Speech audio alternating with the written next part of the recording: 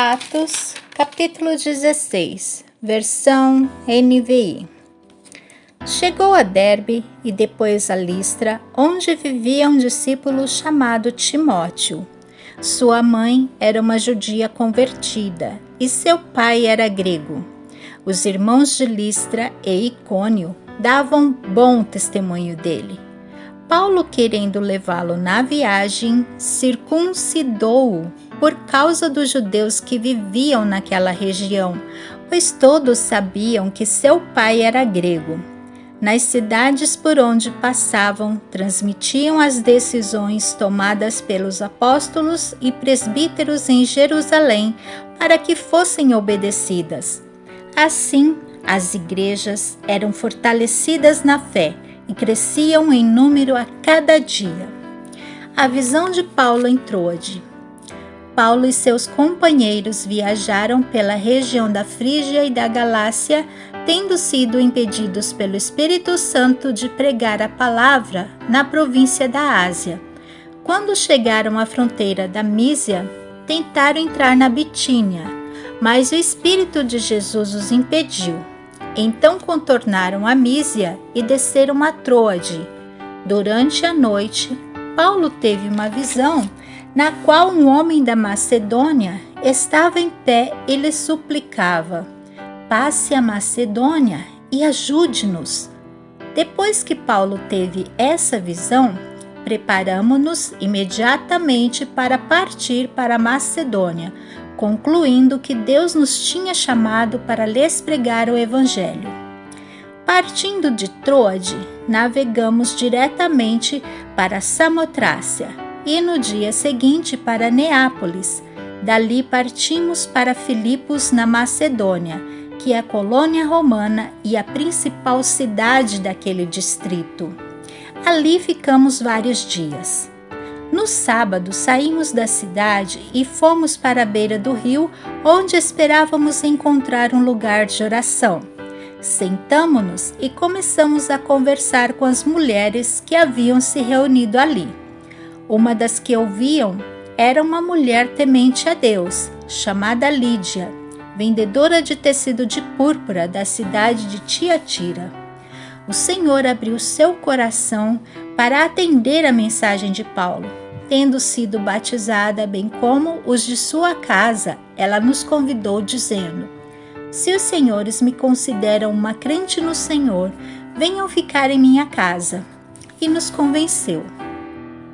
Certo dia, indo nós para o lugar de oração, encontramos uma escrava que tinha um espírito pelo qual predizia o futuro. Ela ganhava muito dinheiro para os seus senhores com adivinhações. Essa moça seguia Paulo e a nós gritando: estes homens são servos do Deus Altíssimo, eles anunciam o caminho da salvação. Ela continuou fazendo isso por muitos dias. Finalmente, Paulo ficou indignado, voltou-se e disse ao Espírito: em nome de Jesus Cristo, eu lhe ordeno que saia dela. No mesmo instante, o Espírito a deixou. Percebendo que a sua esperança de lucro tinha se acabado, os donos da escrava agarraram Paulo e Silas e os arrastaram para a praça principal diante das autoridades. E levando-os aos magistrados, disseram: estes homens são judeus e estão perturbando a nossa cidade, propagando costumes que a nós romanos não é permitido aceitar nem praticar. A multidão ajuntou-se contra Paulo e Silas, e os magistrados ordenaram que se lhes tirassem as roupas e fossem açoitados. Depois de serem severamente açoitados, foram lançados na prisão. O carcereiro recebeu instrução para vigiá-los com cuidado. Tendo recebido tais ordens, ele os lançou no cárcere interior e lhes prendeu os pés no tronco. Por volta da meia-noite, Paulo e Silas estavam orando e cantando hinos a Deus. Os outros presos os ouviam. De repente, houve um terremoto tão violento que os alicerces da prisão foram abalados. Imediatamente todas as portas se abriram e as correntes de todos se soltaram. O carcereiro acordou. Vendo abertas as portas da prisão, desembanhou sua espada para se matar, porque pensava que os presos tivessem fugido. Mas Paulo gritou: "Não faça isso, estamos todos aqui." O carcereiro pediu luz e entrou correndo e trêmulo, prostrou-se diante de Paulo e Silas. Então levou-os para fora e perguntou: "Senhores, o que devo fazer para ser salvo?" Eles responderam: "Creia no Senhor Jesus e serão salvos vocês e os de sua casa." E pregaram a palavra de Deus a eles e a todos de sua casa. Naquela mesma hora da noite, o carcereiro lavou as feridas deles, e em seguida ele e todos os seus foram batizados. Então os levou para sua casa, serviu-lhes uma refeição, e com todos os de sua casa alegrou-se muito por haver crido em Deus. Quando amanheceu, os magistrados mandaram seus soldados ao carcereiro com esta ordem: "Solte esses homens."